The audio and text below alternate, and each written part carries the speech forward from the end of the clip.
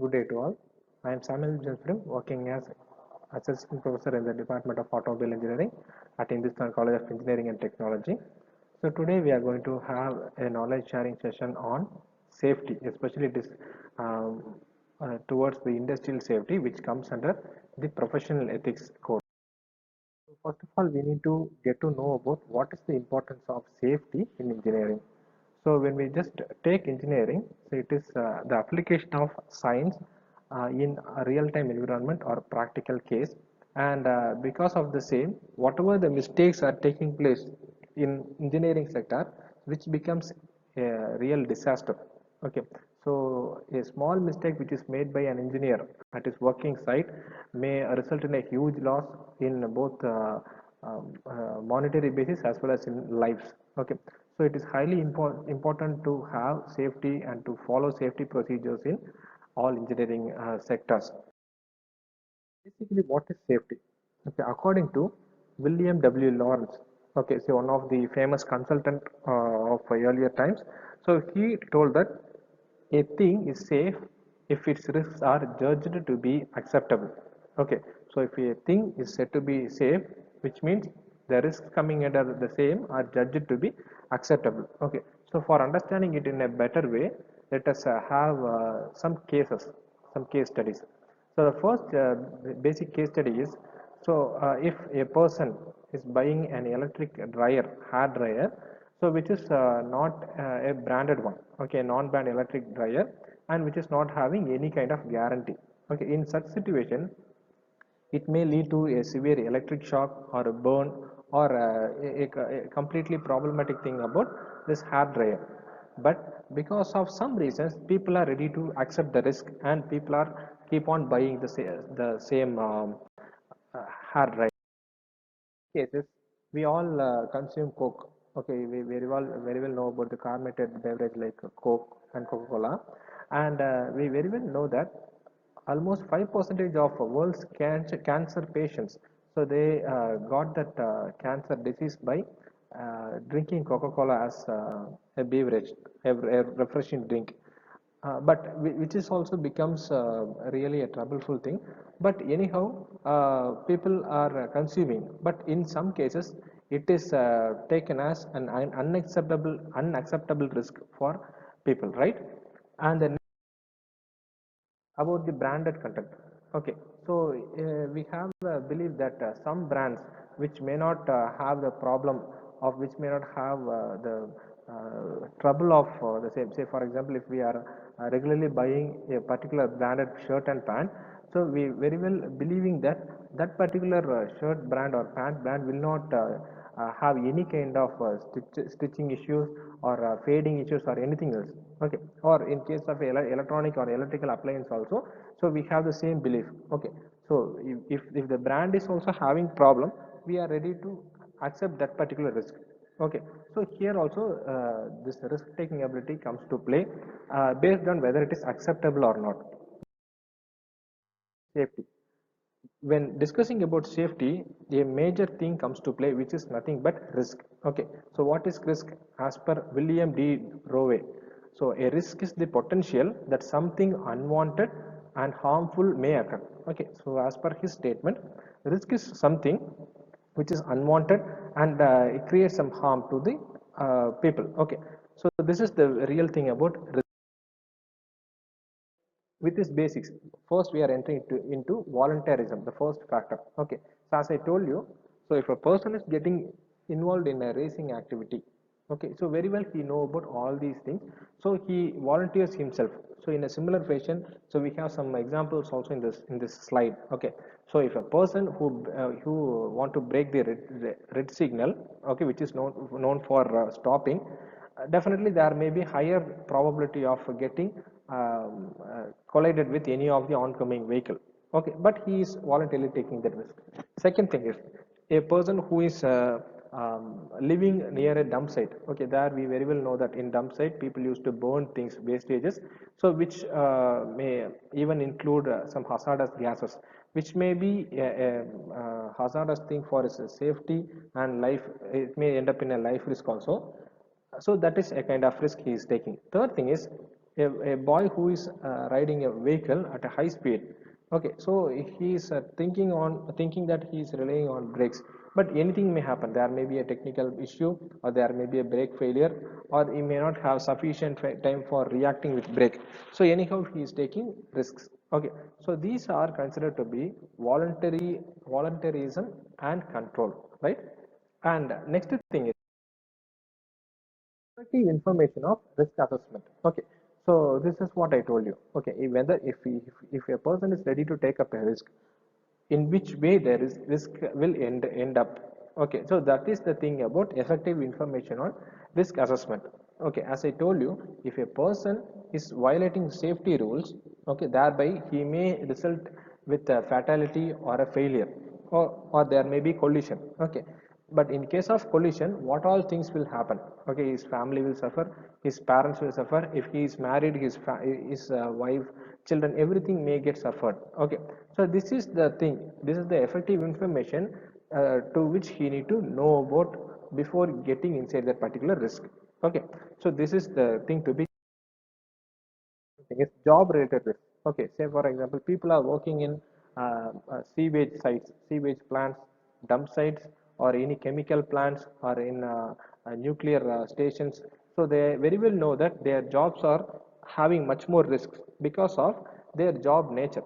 Okay, but anyhow people are taking risks because of their situation. Okay, so they very well know that their health condition will get affected in prolonged exposure to the environment, but anyhow they are taking the risks. Okay, this is the thing about job related risk. It's about magnitude and proximity. So what is magnitude? Okay, how much will be the result? Okay, so suppose we can relate this particular thing with the current scenario of corona pandemic. Okay, so now we very well know that, so if we have a group of a classroom, so we very well know that now the colleges and schools are closed because of this corona.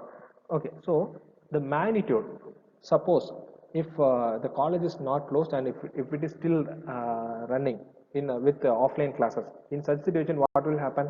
Definitely there will be 50 number of students roughly, roughly in a classroom. Okay, in such situation, if one fellow got affected, means very easily all there is much more possibility that all the 50 members or majority of them are getting affected. Okay, but instead, if the people are only attending in online mode, so it reduces the risk. So this is about the magnitude. And what about proximity? Okay, proximity is nothing but how far the risk comes to him. Okay, whether it is a lighter risk or a very big risk. So let me relate the same thing with the corona situation. So for an youngster or a student, the corona infection may create a little amount of effect. Okay, until he is not having any kind of physical health issues, he won't much get affected because of corona. Okay, simply he'll have simple fever, cough, cold, and he'll get all right.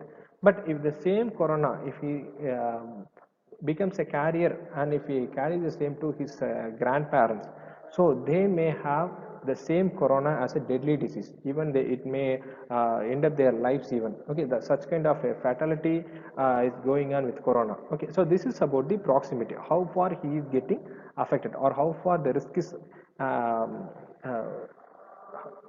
not properly judged. Okay, so that is about the proximity.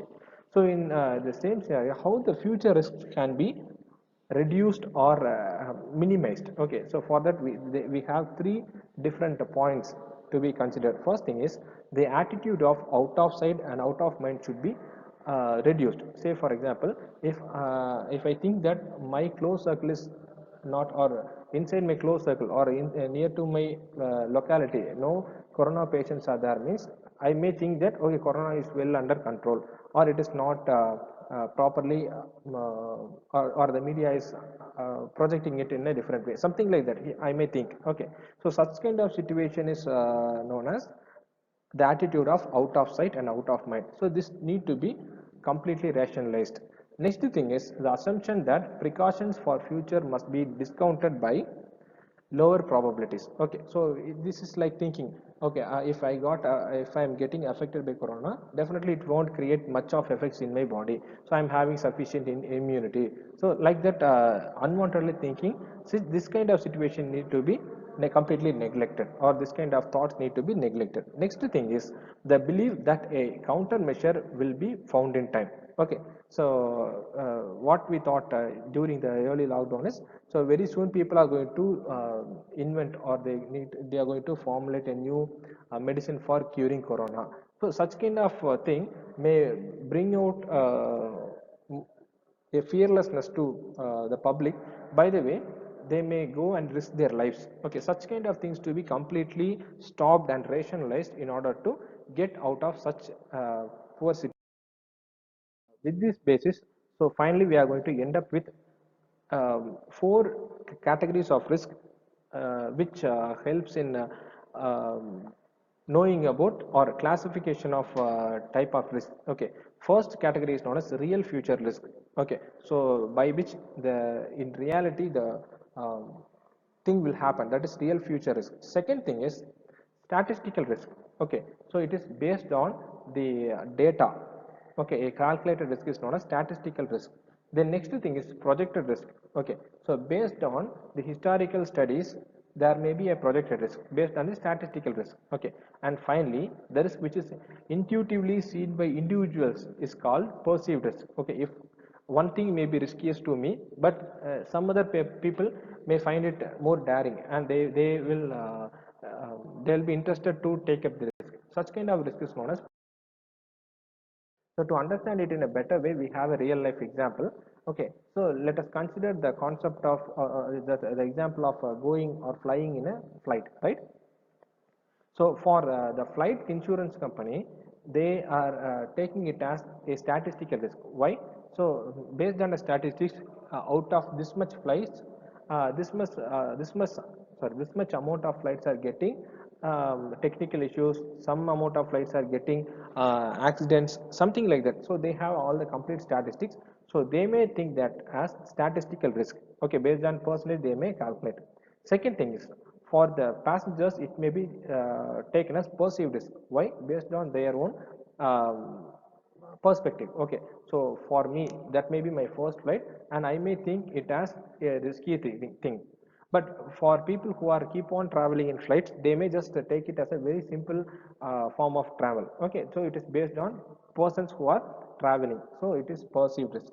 And for the Federation Aviation Administration, it is considered to be a projected risk. Okay, so based on the real-time flying data, so they will project the risk. Okay, so if this happens, automatically the flight will end up with a tragic accident, something like that. They used to have all these necessary information, and if anything happens in the future, or anything if projected to happen to be in real time, that is known as real time risk.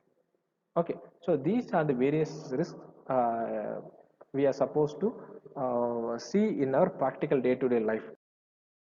So I hope everybody must have understood the basic concept of safety and risk, and what are the things we need to be considered about risk benefit analysis, and everything we have discussed about, and we have also related the same with our pandemic situation. So thank you once again for listening to this lecture. Thank you once, one and all.